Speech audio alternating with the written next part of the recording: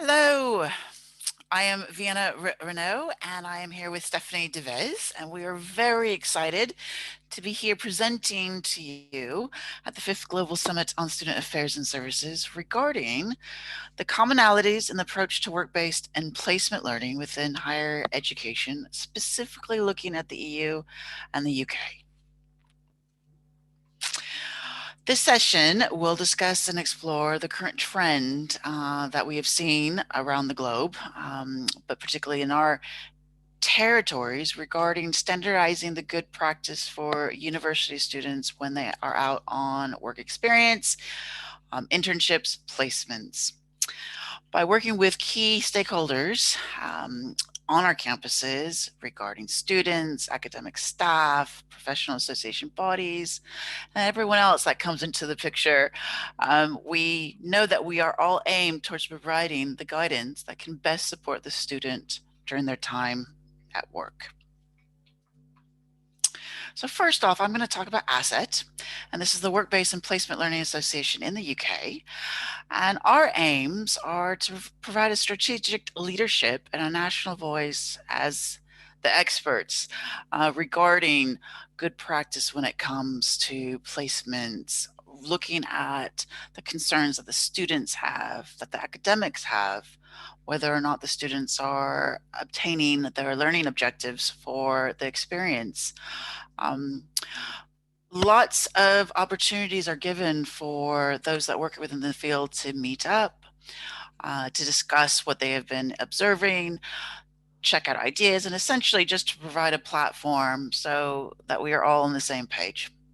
We have 133 higher education providers, colleges and organizations that are our members, and we regularly keep update with them regarding e-bulletins, viewpoints that offer guidance on certain questions that might have come up, proceedings and papers such as conference presentations, and as well as the good practice guides that are accessible on the internet.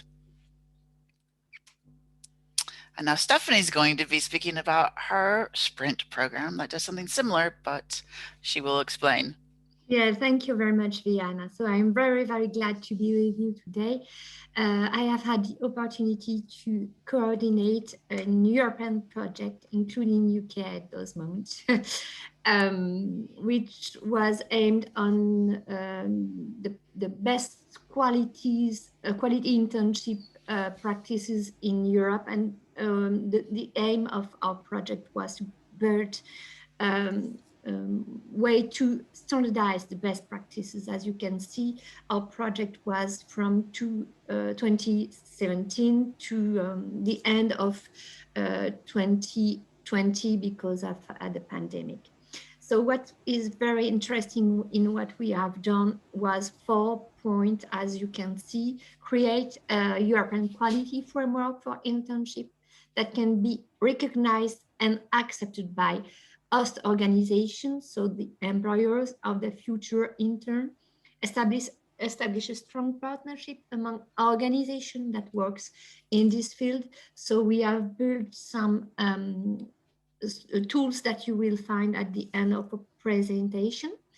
The aim was also to raise stakeholders. That's why we have made some seminars and European events about this point.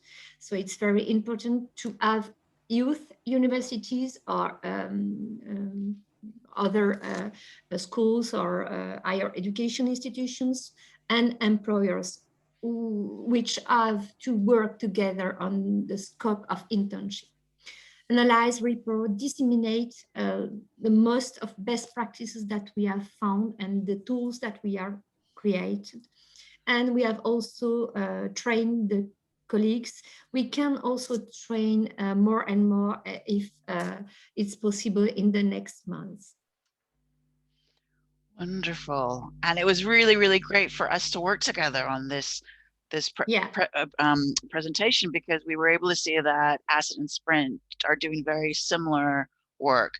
So as Stephanie was saying, the collaboration with everyone involved, producing the good practice guides, disseminating the information to everyone involved, and during the pandemic, continuing to update and keep our members on board as to what is taking place. When we look to the future, when Stephanie and I put our thoughts together on this, it's really just the case where we're seeing this not only in the UK and in Europe, but also in other parts of the world. It is about creating a quality experience, a quality educational experience if we link it to the UN sustainability goals. So there is going to be more ongoing discussion about this. And as we speak, Sprint right now is currently working on an ISO to be launched by consultation at the end of next year. So definitely exciting times. A big important part of this also is the management of expectations. And when we talk about standardization as well, it's about making sure that all the key stakeholders have a similar point of view, or not point of view, but a similar understanding. That makes sense. So that's why, I've already mentioned the asset good practice guides. Stephanie has mentioned the sprint recommendations and tools that we'll have the links to later on that you can peruse at your leisure. Um, but also it's about looking at other professional bodies. And IASIS recently published, or we're greatly involved with the Student Affairs and Services in Higher Education Global Foundations Issues and Best Practices book, and that is also free for you. But in that, so many contributors around the world were able to feed in what was taking place in their country, key challenges, trends, etc. And it also covered this in terms of careers, student work employability, things like that. And I think this is all pretty much straightforward, but it's about, why do we place an importance on a quality work experience? Well, once again, going back to the UN, we want to stress a quality educational experience across the globe. Student feedback has shown that work experience has greatly increased their confidence and their awareness of what they want to do. The employers are over the moon because they've been able to get the newest academic learning and theories and trends that are coming out from the institution, particularly those employers that have their students do social media or marketing activities for them.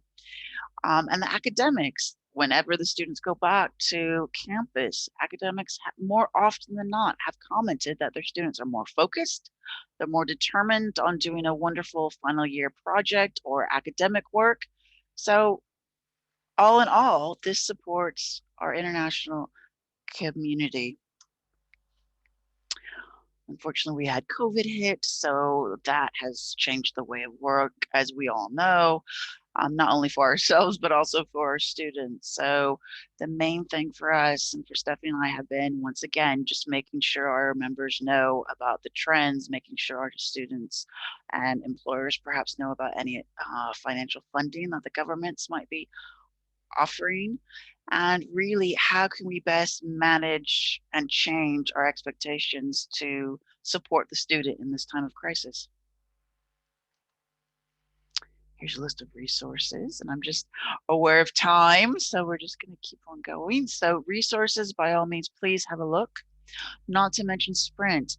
Stephanie, would you like to share just a few words on what these various resources Yes, are? yes, of course. So I just would like to say that in Europe you have almost 40 students, so you can be aware of the impact of the internship on them. We have built, as you can see, a guide for host organization.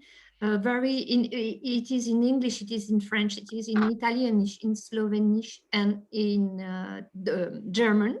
So you have it in several languages that can be very useful for you.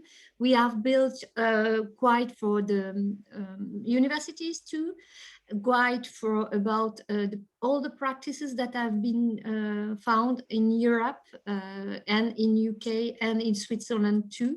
So you have here the link with our website that you can use. So lots of different things there. Wonderful. And I think we're saved by the bell exactly 10 minutes. Thank you, Stephanie, and I hope that you found that to be useful and interesting.